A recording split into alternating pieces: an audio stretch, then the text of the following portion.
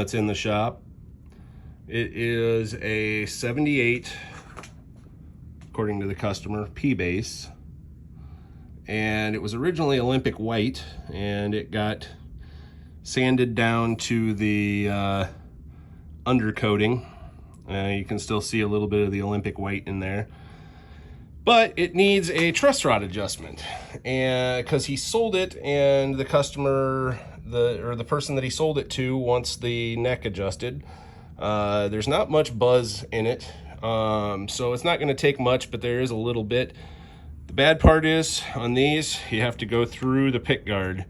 So I've got this little tool from StewMac that works pretty good, and I'll kind of show you here if I can get in there. So stick that in there, kind of like so. And I might have to actually take the pick, nope, it's going. So just a little bit of a turn there.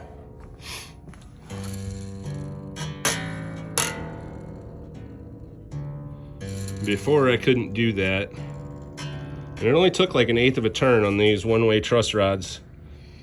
Don't take much, but it had a little bit more backbow in it than what it should have for this. So I'm going to go through the rest of it and make sure that everything else is okay for him, and then he's going to ship it to the guy he sold it to. One of the complaints on this guitar was a buzz or a rattling noise. Look at that.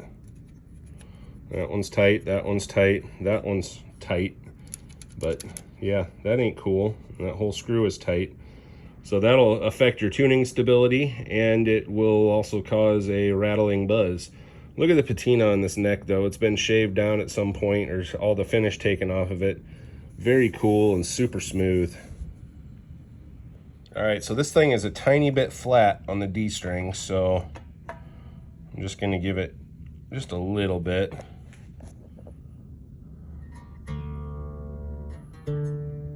Beautiful.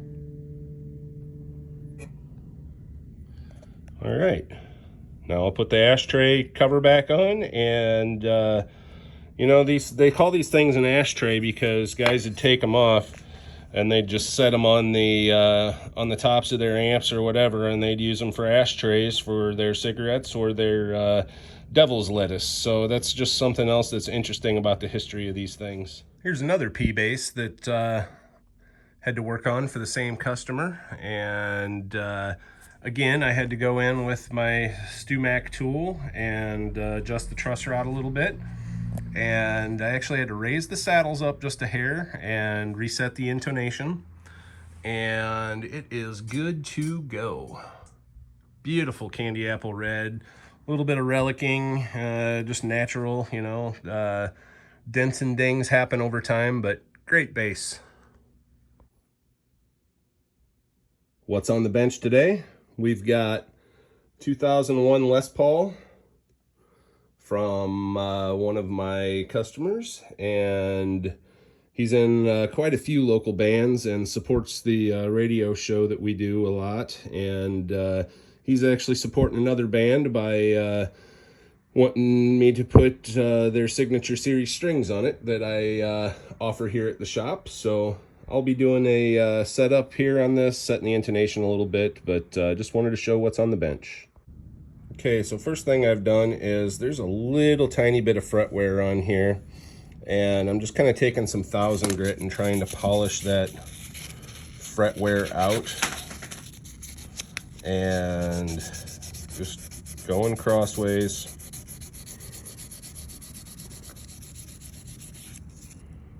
As you can see, it works pretty well.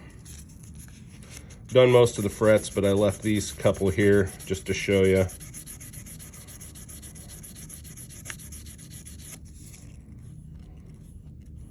Just takes that little bit of marking out. There's one little spot here on the high E area that I'm going to work a little harder to try and get out, but as you can see, that works. Now I will clean the fretboard with some naphtha and then put some snake oil on it. So these strings are Kurt Magnan coated strings, and they are what Dustin from St. October uses. If you don't know who St. October is, check them out. Look them up on Facebook and Instagram and on YouTube even. So they're a local kind of regional metal band here and play all originals. But anyway, so we're gonna put these strings on this Les Paul and get it all set up. All right, so I got this thing strung up. I got the intonation set, but there's a little bit of a buzz. So I'm giving it just a little relief.